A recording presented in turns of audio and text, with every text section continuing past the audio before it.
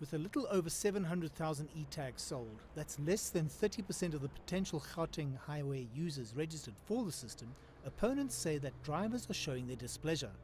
It has a lot to do with the additional cost. It's estimated that regular users will have to fork out an extra $50 a month to pay for those tolls.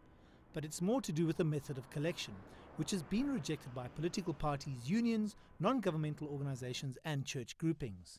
And we know that there's such a level of anger and outrage all over, in all levels and sectors of society, from all spectrum of political opinion as well.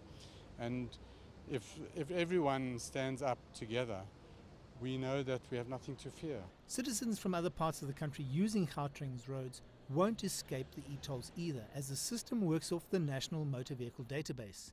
What remains unclear at this stage is how e-tolls will be collected from foreigners using their own vehicles who are visiting the country. It's actually incredibly difficult for them to keep track of locals, and the system is built on recognizing a registration, linking it back to a database, and then being able to track the person down. So I suppose in principle they could try and track down a foreigner who came into the country using that registration, but it's very unlikely.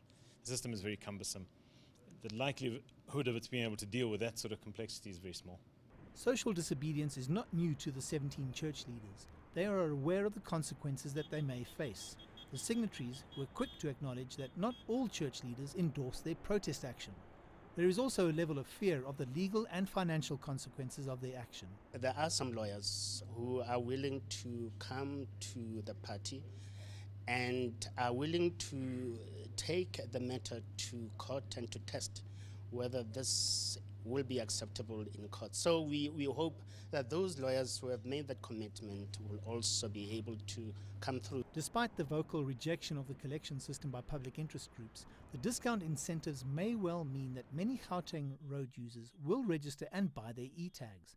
On the other hand, many feel that the toll could have been added to the tax they are currently paying for every litre of fuel they use, saying the collection system is inefficient and too expensive. What is clear is that protest action is set to continue despite the outcome of any legal challenges. What's also clear is that the ANC government is not listening to its alliance partners, but the labour unions are confident that the government will listen to them, eventually.